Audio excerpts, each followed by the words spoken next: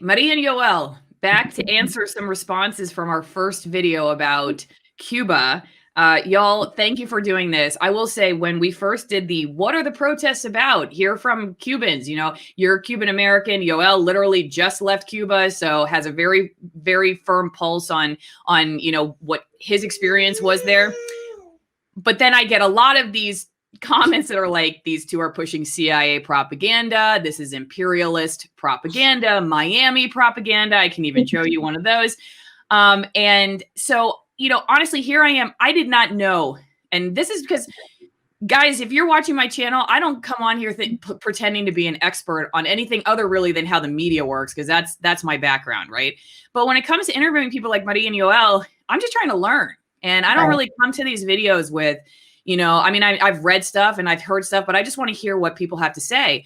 I was really surprised at how many people thought you two were brainwashed by our CIA. And what I thought was interesting is that you said in the video that that's what the Cuban government says when they arrest people for protesting, right? Oh my God. Yeah. It's you work for the CIA, so it's like you get it from both ends. So I want to have I want to let you respond to these comments so we can really learn, you know. And that's what this video is about. I should say, if you want to learn about, you know, because it seems like there's two very extreme factions, and this is not just with Cuba, but with everything United States related, especially geopolitics. Yeah. The United States never does anything wrong. United States is the savior of the world. Or on the other side, United States is the cause of everything negative in the world. It's this imperialist pig, and it's never done anything good. And I feel like either of these sides are disingenuous. And I'm looking to just understand it from a more balanced perspective. So if you're somebody like that, I hope you get something out of this video. If you're somebody who's already entrenched in one of those sides or another, you may not get anything out of this video. And good luck with trying to understand, you know, what's going on. But, you know, here we go. Miami propaganda. So let's talk about that. I want to give you guys, you know, we'll get into a bunch of other stuff, but could you respond to that? And maybe, you know, if you ever had any other big picture thoughts about this, because I literally did not know what kind of hornet's nest I was stepping into here. Well, Allison, welcome to Cubaspiracy. Yeah. This is not new for us at all, especially not new for me. And I think it's a lack of respect for human beings and their intellectual nature to have opinions, and That's right. to just say that we are Miami propaganda or that we're paid by the CIA, as if we're not human beings with intellectual thoughts and opinions, just like they are. And that's always our answer. With the check? With the CIA check? Yeah, where's our check? Where's my check? I needed my check. I needed my really check. How money we want? I'll take it. I'll gladly take it. I don't know.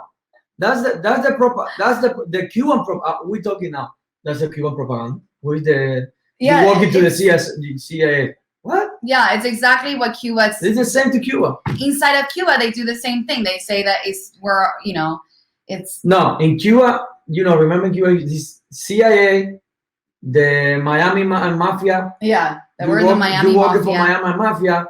You paid somebody in Miami or in United States pay you for go or say bad thing to Cuba, you know, and yeah, it's just a lack of respect for not only just us, but like millions in the diaspora everywhere in the world. We're not just talking about the United States. Cubans are literally everywhere in the world.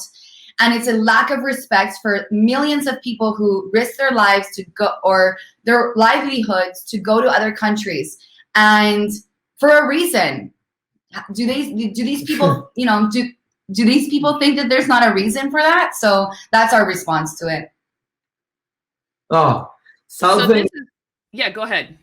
No, thousands in Cuban protest food charges rising in price. That's liar.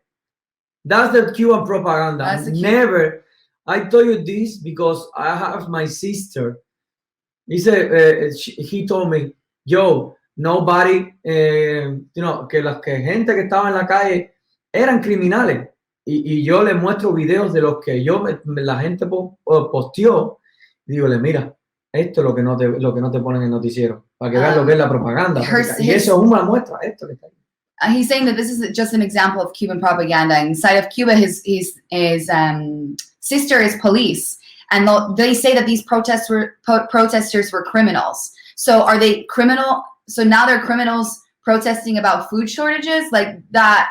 You know, there's a disconnect there as well. And this is the part that the Cuban need to see. You know, the people need to see in Cuba. No need it. It's do it. Que ven. Oh my God, my English.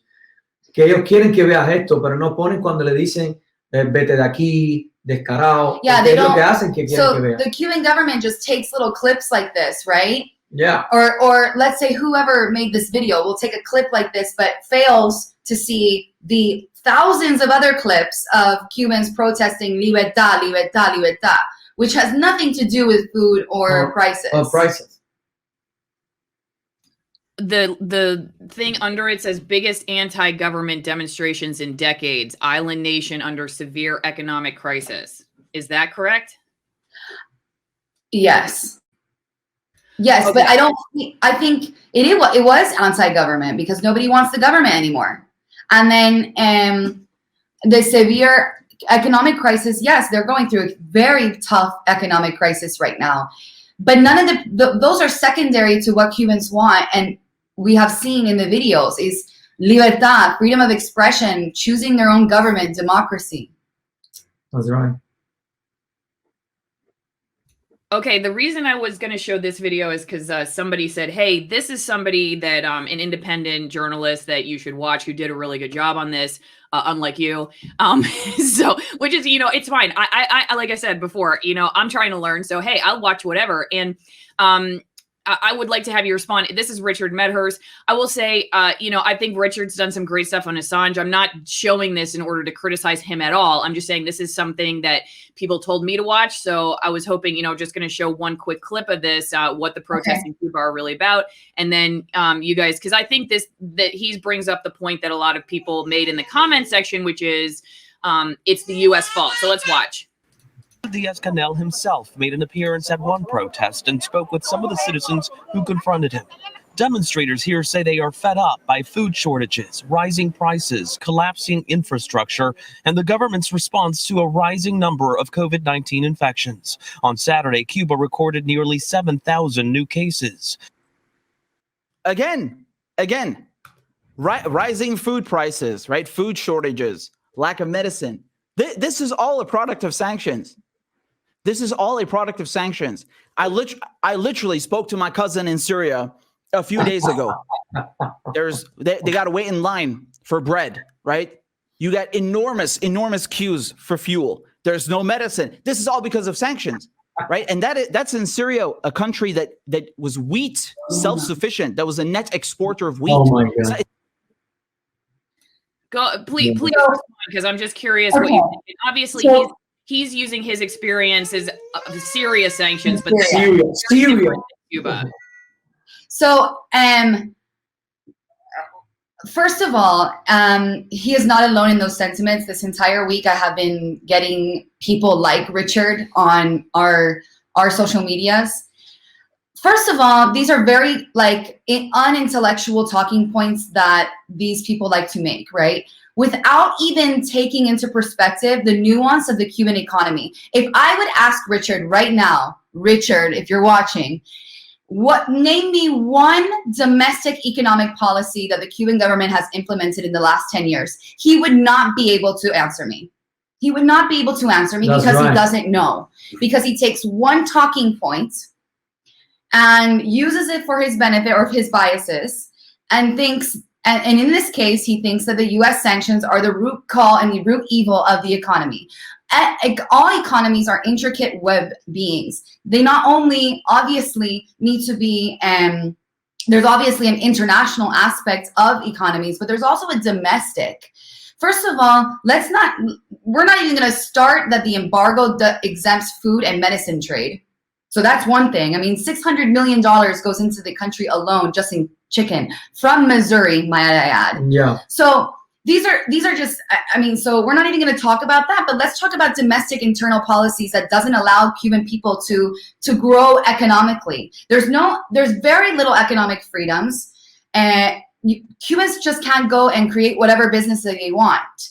And they're very highly restricted on what they can and cannot create. Second, the supply chain is controlled entirely by the government from start to finish. So from a farmer, we call them guajeros, from the farmer, they control what crops they can make, how much they can sell it for, and who they can sell it for. And guess who they sell it to? The only monopolized entity on the island, which is the state, and the state doesn't pay very well, so the farmers can't invest in their land. There's literally farmers plowing with oxen as if it is the 17th century. So what kind of production are you going to do on a large scale when you can't make food for the population? So the fact that an island nation so rich in soil does not have the capability to create enough food for its own people, enough food that is sustainable, rice, beans, fruits, and meat, says something to the internal economic problem in Cuba, inefficiencies of the government that does not allow people to self-resolve these economic issues. This journalist who spent a long time covering, I mean, he specifically wrote about cigars and everything related to cigars, but it brought him to Cuba many times. And he said that his experience was that when the embargo was lifted under Obama, that you would, instead of seeing, say, like 10 people in the street, you'd see 30, that finally businesses could come stay in hotels. You would have conferences. You could, see the cash flowing through the taxi drivers, through the bars, whatever, the business economy that people could then go to Cuba to participate in. That then under Trump, when it was tightened again, that squeezed it back to what it used to look like. Excuse me. And then you add COVID to that. And then, like say Canada, for instance, which he was saying is like the number one, international block of tourists. I don't know if that's true or not, but you guys could respond to that. That then, because they have their own issues of traveling, and then Cuba had restrictions or whatever. That tightened that again. And then on top of it, like, just other restrictions and needs related, so that there was a role, perhaps not if you remove the American embargo, you wouldn't just all of a sudden have like Disneyland or something, but that there was a role that the embargo plays in the quality of life of Cuba. I guess where would you place it in level of importance for the plight of that stuff that, are talking about, the lines, that we talked about going, Yoel's first time going to Home Depot. You have another video going to a grocery store, which everybody could go check out, in the United States compared to what it's like in Cuba. I guess if you were to give a fair assessment, in your opinion, of the role of the American embargo, if you took it away, what kind of difference would it make in your opinion? Well, it's hard to say because we haven't ever seen the embargo get taken away. Even under Obama, it was still placed. And those restrictions, what he's talking about, like you saw more people on the street, those largely were in Havana. I would ask him, did he see the same in marginalized communities? Did he see the same in the countryside where tourists don't go? And so, yeah, and we were there during the Obama time, and there were still lines. There were still, there was still scarcity.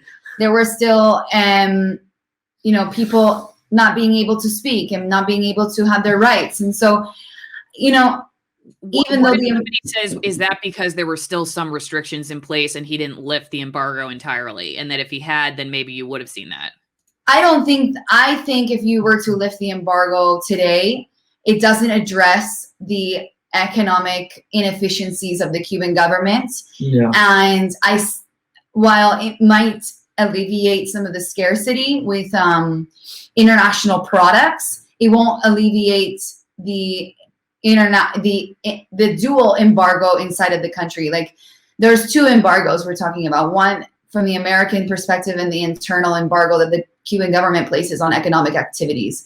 So I don't think we're going to see like as you said, a Disneyland and like people getting rich, like that's not going to happen. And never happened. And because never happened because it's a because the entire because the entire economy is dependent on tourism. The government. And so it's not dependent on self